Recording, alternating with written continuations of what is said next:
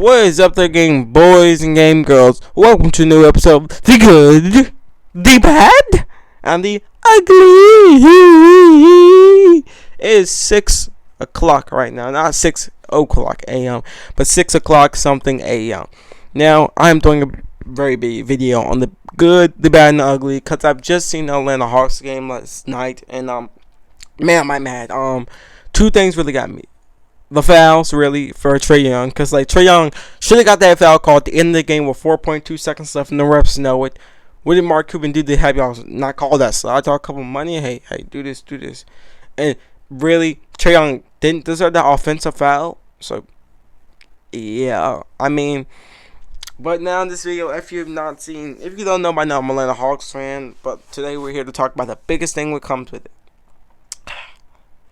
Coaching and everything else. So, let's start with my main thing in this video, which is coaching. Lloyd Pierce either needs to be fired or just fired. There is nothing else to do with Lloyd Pierce. As far as a coach, he has, how do I put this to you? Even though the team has lack of defense, doesn't know what to do when he's on the court. I hate to say he's more comparable to a Doc Rivers, which isn't bad, but because Doc Rivers got a championship.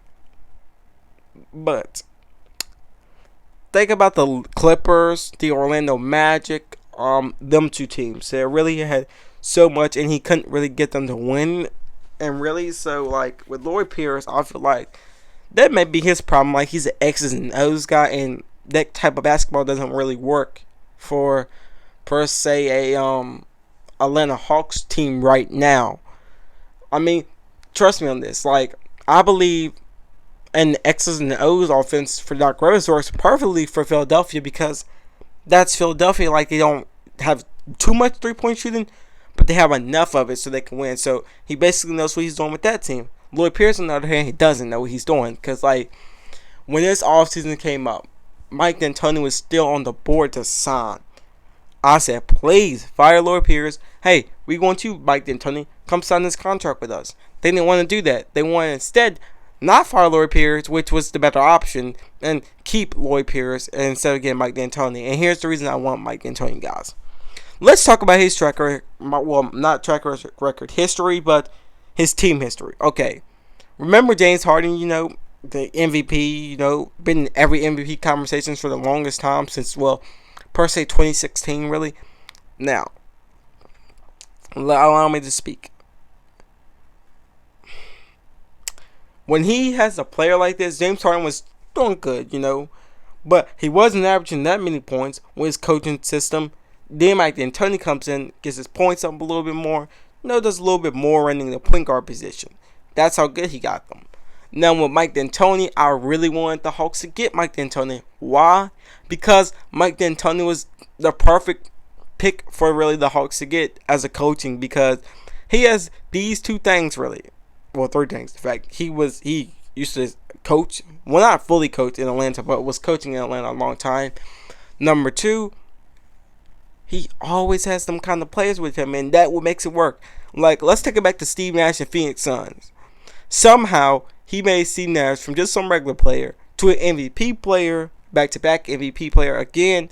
In general, Steve Nash was kind of a ball-dominant player, which I can see in Trae Young is his passing and stuff. So really, and then going to the next is, Mike D'Antoni just loves no defense. Really, the Hawks have no real defense, kind of. And Mike D'Antoni, how does he make it work? He finds a way to make defenses work. Gets you as maybe a 5th or 4th seed in the East. Okay, I'm good with that. I don't know about Lloyd Pierce doing that because, it feels like he's trying to get them to aim at defense, which isn't going to work. And, again, Mike D'Antoni found a way. He loves these kind of guards like Trae Young. Hey, give me the ball in this situation. I want the ball. And there you go. He loves that. In fact, that's the truth right there. So, really, and that's how he did with James Harden. Hey, I don't know about Lloyd Pierce because Lloyd Pierce can never trust Trae Young with the ball in his hands in the final crunch time. trust this man with the ball. Like, it's been like his whole career, 3 years in Atlanta. Lloyd Pierce has never really trusted him with the ball in his hands. So, really, it comes to my point that he didn't trust him with the ball in his hands.